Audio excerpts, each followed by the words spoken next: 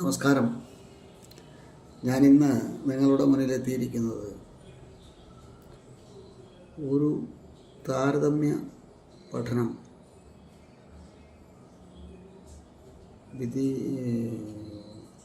സാഹചര്യവശാൽ കണ്ട ഓർക്കാപ്പുറത്ത് എന്ന സിനിമ കമൽ സംവിധാനം ചെയ്ത, ഷിബു ചക്രവർത്തി രചന നിർവഹിച്ച, കമൽ സംവിധാനം ചെയ്ത, രഞ്ജിത്ത് കഥ എഴുതിയ ഓർക്കാപ്പുറത്ത് എന്ന സിനിമ സാഹചര്യവശാൽ ഒന്നുകൂടെ കാണാനായിട്ട് ഇടയായി. അപ്പോഴാണ് ആ സിനിമ നാടോടിക്കാറ്റ് എന്ന സിനിമയെ ഓർമ്മപ്പെടുത്തിയത്. സത്യനന്ദിക്കാട് സംവിധാനം ചെയ്ത, ശ്രീനിവാസൻ തിരക്കഥ എഴുതിയ, സിദ്ദിഖ് ലാൽ കഥ എഴുതിയ സിനിമയായിരുന്നു നാടോടിക്കാറ്റ്. നാടോടിക്കാറ്റിലെ സീക്വൻസുകളും കമൽ സംവിധാനം ചെയ്ത ഓർക്കാപ്പുറത്ത് എന്ന സിനിമയിലെ ചില സീക്വൻസുകളും തമ്മിൽ വളരെയധികം സാമ്യം ഉള്ളതായിട്ട് കാണാനായിട്ട് കഴിഞ്ഞു. അതായത് തിലകൻ കൈകാര്യം ചെയ്യുന്ന കഥാപാത്രം ജെയിംസ് ജോസഫ് എന്ന കഥാപാത്രവും നാടോടിക്കാട്ടിലെ തിലകൻ തന്നെ കൈകാര്യം ചെയ്യുന്ന അനന്തൻ നമ്പ്യാർ എന്ന കഥാപാത്രവും അവരുടെ വേഷത്തിലും, അദ്ദേഹത്തിൻ്റെ വേഷത്തിലും, അദ്ദേഹം ഇരിക്കുന്ന മുറിയുടെ ബാക്ക്ഗ്രൗണ്ടിലുള്ള ആ ഭിത്തിയിലുള്ള ആ ഡിസൈനും ഒക്കെ സെയിമാണ്. അത് മോഷണമാണ് എന്നല്ല പറയുന്നത്, അത് രണ്ടും തമ്മിലൊരു സാമ്യമുണ്ട്. പിന്നെ അവിടെ മോഹൻലാൽ, നെടുമുടി വേണുവാണ് ഇവിടെ കമലിൻ്റെ ഓർക്കാപ്പുറത്തിൽ തിലകനുമായിട്ട് സംവദിക്കാനായിട്ട്, സംഭാഷണം നടത്തുവാനായിട്ട് എത്തുന്നത് എങ്കിൽ, അപ്പുറത്ത് നാടോടിക്കാറ്റിൽ ശ്രീനിവാസനും മോഹൻലാലുമാണ് തിലകനുമായിട്ട് ഇത്തരം ഡിസൈനുള്ള മുറിയിലിരുന്ന് ആ ക്യാബിനിലേക്ക് വന്ന് സംസാരിക്കുന്നത്. ആ സംസാരത്തിൽ പോലും പലതരത്തിലുള്ള സാമ്യങ്ങളുമുണ്ട്. തിലകനും മോഹൻലാലുമായിട്ടും ശ്രീനിവാസനുമായിട്ടും ഒക്കെ സംസാരിക്കുന്ന ആ സംസാരത്തിൽ പോലും സാമ്യതകളുണ്ട്. അവിടെ നടക്കുന്ന സ്റ്റണ്ട് രംഗങ്ങൾ. ഇപ്പോൾ നാടോടിക്കാറ്റിലാണെങ്കിൽ ഇവരിങ്ങനെ പോകുന്ന വഴിക്ക് മുതലാളി വിളിച്ചിട്ട് വന്നതാണെന്ന് പറഞ്ഞ് പോകുന്ന സമയത്ത് രണ്ടുപേർ അവിടെ നിന്ന് വരുന്നു, പിന്നെ രണ്ടുപേർ ഇവിടെ നിന്ന് വരുന്നു, പിന്നെ രണ്ടുപേർ അപ്പുറത്തുനിന്ന് വരുന്നു. അതേ സംഗതി തന്നെ ഈ ഓർക്കാപ്പുറത്തെന്ന സിനിമയിലുമുണ്ട്. ഓർക്കാപ്പുറത്തെന്ന സിനിമയിലും അത് ഉണ്ട്. ഇത് എങ്ങനെയാണിത് സംഭവിച്ചത് എന്ന് ഉള്ളതിനെ കുറിച്ച് അപ്പോൾ ഒരു കൗതുകത്തിന് നമ്മളിത് പറയുന്നു എന്നേ ഉള്ളൂ. അതല്ലാതെ ഇതൊരു വിമർശനമായിട്ടോ അല്ലെങ്കിൽ ഇതൊരു കുറ്റപ്പെടുത്തലായിട്ടോ ഒന്നും തോന്നേണ്ടതായിട്ടുള്ള ഒരു കാര്യവും ഇല്ല. അതാണ്. പിന്നെ ഓർക്കാപ്പുറത്തെന്ന സിനിമയിൽ ഇവർ നിധി തേടിയാണ് പോകുന്നത്. അത് ഈ വില്യംസ് എന്ന് പറയുന്ന കഥാപാത്രം, അതായത് രമ്യാകൃഷ്ണൻ അവതരിപ്പിക്കുന്ന ജെറിൻ്റെ പപ്പയുടെ കഥാപാത്രം, ഒരു നിധി എവിടെയോ കിണറ്റിൽ കുഴിച്ചിട്ടുണ്ട്. അതിൻ്റെ ഒരു മാപ്പാണ് അവർക്ക് പിയാനോയിൽ നിന്നും കിട്ടുന്നത്. ആ പിയാനോ വിൽക്കാനായിട്ടാണ് അവർ നടക്കുന്നത്.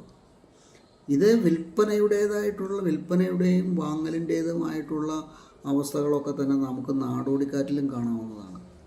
നാടോടിക്കാറ്റിൽ പച്ചക്കറി വിൽപ്പനക്കാരനാവുന്നു, ടേപ്പ് റെക്കോർഡർ വിൽക്കാനായിട്ട് ശ്രീനിവാസൻ പോകുന്നു, പശുവിനെ മേടിക്കുന്നു, പശുവിനെ വിൽക്കുന്നു. അതവിടെയും നമുക്ക് കാണാവുന്നതാണ്. അത് രണ്ടും, പശുവിനെ വിൽക്കുന്നതും ഇതും രണ്ട് തരത്തിലാണ് എങ്കിൽ പോലും നമുക്കതിൻ്റെ ഉള്ളിലേക്ക് ഇറങ്ങി നോക്കുമ്പോൾ, ആഴത്തിലേക്ക് ഇറങ്ങി നോക്കുമ്പോൾ, ഒരുപക്ഷെ ഓർക്കാപ്പുറത്തെന്ന സിനിമയിൽ നിന്നുള്ള പ്രചോദനം ഉൾക്കൊണ്ടുകൊണ്ടായിരിക്കണം സിദ്ദിഖ് ലാൽ ഈ കഥ രൂപപ്പെടുത്തിയെടുത്തത്. ആ കഥയാണ് ശ്രീനിവാസൻ തിരക്കഥയാക്കി മാറ്റുന്നത്. ആ തിരക്കഥയാണ് സത്യനന്ദിക്കാട് സംവിധാനം ചെയ്യുന്നത്. ഇത് രണ്ടും തമ്മിൽ കുഴപ്പങ്ങളുണ്ട് എന്നല്ല നമ്മൾ പറയാൻ ഉദ്ദേശിച്ചത്. ഇങ്ങനെ സാമ്യങ്ങൾ കാണുന്നു, അത് പറഞ്ഞു എന്നേ ഉള്ളൂ. ഇതിൻ്റെ കൂട്ടത്തിൽ തന്നെ പറഞ്ഞു പോകേണ്ടുന്ന മറ്റൊരു അത് ഇതിൻ്റെ കൂട്ടത്തിൽ പറയാമോ എന്നറിയില്ല, എന്നാലും പറയാണ്. അൻസിബ ഹസനുമായി ബന്ധപ്പെട്ട, ടിനി ടോമുമായിട്ട് ബന്ധപ്പെട്ട ഒരു ചെറിയ വിവാദം ഇങ്ങനെ കറങ്ങി നടക്കുന്നുണ്ടല്ലോ. അതുപോലെ അശ്വിൻ കോക്കുമായിട്ടുള്ള വിവാദം, മാധവ് സുരേഷും അശ്വിൻ കോക്കും തമ്മിലുള്ള വാദപ്രതിവാദങ്ങളും വിവാദങ്ങളും, ഇതിൻ്റെ ഒന്നും ഒരാവശ്യമില്ല. ശരിക്കും പറഞ്ഞാൽ ഈ അൻസിബ ഹസനെ ജിഹാദി എന്ന് വിളിച്ചു എന്നാണ് ഇവർ പറയുന്നത്. ഇതിനൊക്കെ തെളിവുകൾ ഉണ്ടോ? അവർ പറയുന്നു വിളിച്ചു എന്ന് പറയുന്നു, ടിനി ടോം പറയുന്നു വിളിച്ചില്ല എന്ന് പറയുന്നു, ലക്ഷ്മി പ്രിയ വന്നിട്ട് പറയുന്നു ഇങ്ങനെ അൻസിബ ഹസൻ പറയുന്നതൊക്കെ നുണയാണ്, അല്ലെങ്കിൽ അത് തട്ടിക്കൂട്ടിയതാണ് എന്നൊക്കെയാണ് അവർ പറയുന്നത്. ഇതിപ്പോൾ ആര് പറയുന്നതാണ് ശരി എന്ന് ഒന്നും നമുക്ക് ഒരു പിടിപാടുമില്ല. അശ്വിൻ കോക്കിൻ്റെ കാര്യത്തിലും മാധവ് സുരേഷിൻ്റെ കാര്യത്തിലും ആണെങ്കിൽ ഇത് തന്നെയാണ്. ഇവരെല്ലാം ആര് പറയുന്നതാണ് ശരി എന്നുള്ളതിന് ഒരു തെളിവ് നിരത്താനായിട്ട് ആർക്കും സാധിക്കുന്നില്ല. 1,00,000 രൂപ കൊടുത്തില്ലെങ്കിൽ നെഗറ്റീവ് റിവ്യൂ ഇടും. ഇദ്ദേഹം നടത്തുന്നത്, ഈ അശ്വിൻ കോക്ക് നടത്തുന്ന റിവ്യൂ അല്ല. റിവ്യൂ എന്ന് പറയുന്ന ഒരു സംഗതിയൊന്നുമല്ല അശ്വിൻ കോക്ക് നടത്തുന്നത്. നമുക്കത് അദ്ദേഹത്തിൻ്റെ ഇത് കണ്ടാൽ തന്നെ നമുക്ക് മനസ്സിലാക്കാവുന്ന കാര്യമുള്ളൂ.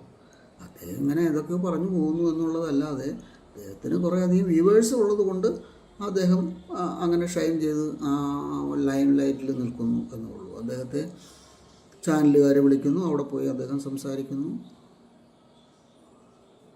ഈ ചാനലുകാർക്കും പത്രക്കാർക്കും ഒക്കെ വേണ്ടത് എന്തെങ്കിലുമൊക്കെ എരിവും പുളിവും ഉള്ള കാര്യങ്ങളാണ് വേണ്ടത്. അവർക്ക് നെഗറ്റീവായിട്ടുള്ള കാര്യങ്ങളാണ് അവർ പ്രോത്സാഹിപ്പിക്കുന്നത്. ഇത് അവിടെ ഇവിടെ ഒരു തോന്നൽ ഇവിടെ ഇങ്ങനെ വീണ്ടും കറങ്ങി നടക്കുന്നുണ്ട്. അതായത് നെഗറ്റീവ് പറഞ്ഞാൽ മാത്രമേ ഇവിടെ ആളുകൾ സ്വീകരിക്കൂ എന്നുള്ളതാണ് എല്ലാവരുടെയും മനസ്സിലുള്ള ഇരിപ്പ്. നെഗറ്റീവ് പറഞ്ഞാലാണ് ആളുകൾ അംഗീകരിക്കുള്ളൂ. അതുകൊണ്ടാണ് അശ്വിൻ കോക്കിനെ പോലുള്ളവർ നെഗറ്റീവ് പറയാൻ തയ്യാറായിട്ട് വരുന്നത്. പിന്നെ അദ്ദേഹം അതിനകത്ത് പറയുന്നത്, ഞാൻ സുരേഷ് ഗോപിയുടെ സിനിമയൊക്കെ നന്നായിട്ട് പുകഴ്ത്തി പറഞ്ഞിട്ടുണ്ട്. അതൊന്നും ഇവിടെ പറയേണ്ട കാര്യമില്ല. സുരേഷ് ഗോപിയുടെ മകനായി പോയതുകൊണ്ട് സുരേഷ് ഗോപിയുടെ ചേട്ടനെ പറ്റി നല്ലത് പറഞ്ഞിട്ടുണ്ട്. അതൊന്നും ഇവിടെ പറയേണ്ട യാതൊരു കാര്യമില്ല. 1,00,000 രൂപ കൊടുത്തോ ഇല്ലയോ എന്നുള്ളതൊന്നും നമുക്കും അറിയില്ല. 1,00,000 രൂപ ഇയാൾ ചോദിച്ചോ, വേറെ ആളെ വിട്ട് ചോദിപ്പിച്ചു എന്നൊക്കെയാണ് പറയുന്നത്. അതൊന്നും നമുക്ക് യാതൊരു തരത്തിലുള്ള അറിവും അതിനെപ്പറ്റിയില്ല. പിന്നെ ഇതിൻ്റെ ഇടയ്ക്ക് കയറി രാഹുൽ ഈശ്വർ വന്ന് പുരുഷന്മാർക്ക് വേണ്ടി ഉള്ള സംഭാഷണമാണല്ലോ അദ്ദേഹത്തിൻ്റെ സംഭാഷണം.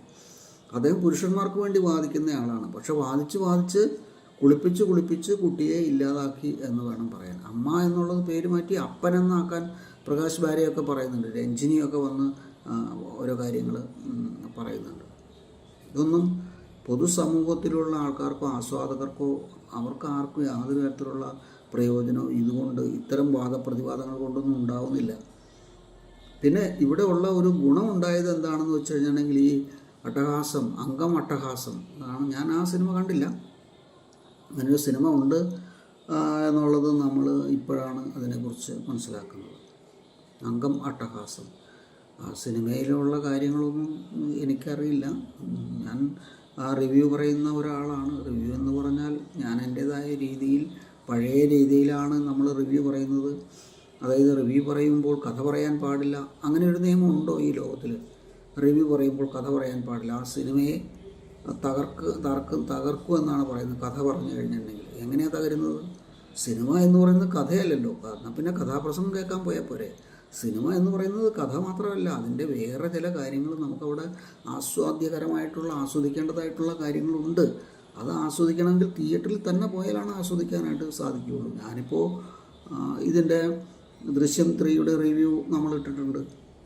അത് നിങ്ങൾ പലരും, എനിക്ക് വ്യൂവേഴ്സ് കുറവാണ്, അതുകൊണ്ടാണ് ഞാൻ ഇങ്ങനെ പറയുന്നത്. ചാനൽ സബ്സ്ക്രൈബ് ചെയ്യുക, ഇഷ്ടപ്പെട്ടുവെങ്കിൽ അത് ലൈക്ക് ചെയ്യുക, ഷെയർ ചെയ്യുക എന്നൊക്കെ നമ്മളും പറയാറുണ്ട്. കാരണം വ്യൂവേഴ്സ് കുറവാണ് എന്നുള്ളത് കൊണ്ടാണ് അങ്ങനെ പറയുന്നത്. പക്ഷെ കഥ പറയരുത് എന്ന് പറയാൻ ആയിട്ട് ആർക്കും യാതൊരു തരത്തിലുള്ള അവകാശങ്ങളും ഇല്ല. കഥ നമ്മൾ പറഞ്ഞിരിക്കും. കാരണം തീം എന്താണെന്ന് പറഞ്ഞാലല്ലേ ഇതിനെക്കുറിച്ചുള്ള ഇതെന്താണെന്ന് നമുക്ക് പറയാനായിട്ട് പറ്റുള്ളൂ. അതല്ലെങ്കിൽ ഒരു അപ്പം കഴിച്ചിട്ട്, പണ്ട് എം കൃഷ്ണൻ നായർ സാറിൻ്റെ സാഹിത്യ പാരമ്പര്യമൊക്കെ വായിക്കുന്ന സമയത്ത് അദ്ദേഹം എഴുതിയ കാര്യം പറയുകയാണെങ്കിൽ, ഒരു അപ്പം കഴിച്ചിട്ട് അപ്പത്തിൻ്റെ ആ മൂല നന്നായി, ഈ മൂല നന്നായി, അവിടെ നന്നായി, ഇവിടെ നന്നായി എന്ന് പറയുന്നത് കൊണ്ടൊന്നും യാതൊരു അർത്ഥവുമില്ല. അതിന് യാതൊരു പ്രസക്തിയും ഇല്ല. അപ്പം കഴിച്ച് നന്നായെങ്കിൽ അപ്പം കൊള്ളാം, അപ്പം നന്നായി, അല്ലെങ്കിൽ അപ്പം കൊള്ളില്ല കേട്ടോ എന്നൊക്കെയുള്ള കാര്യങ്ങൾ, അങ്ങനെയുള്ള കാര്യങ്ങളൊക്കെയാണ് നമ്മൾ സംസാരിക്കേണ്ടത്. അൻസിബ ഹസൻ്റെ കാര്യത്തിൽ എന്താണ് സംഭവിച്ചതെന്ന് നമുക്കറിയില്ല. അശ്വിൻ ഗോക്കിൻ്റെ കാര്യത്തിൽ എന്താണ് സംഭവിച്ചതെന്ന് നമുക്ക് അറിയില്ല. അശ്വിൻ ഗോക്ക് കുറേ തെറികളൊക്കെ പറയുന്നുണ്ട്. അതൊന്നും ശരിയായ ഒരു റിവ്യൂ ചെയ്യുന്ന ആൾക്ക് അതൊന്നും ഭൂഷണമായിട്ടുള്ള ഒരു കാര്യം അല്ല. ഇത്രയും കാര്യങ്ങളാണ് ഇന്ന് ഞാൻ നിങ്ങളോട് പങ്കുവയ്ക്കുന്നത്.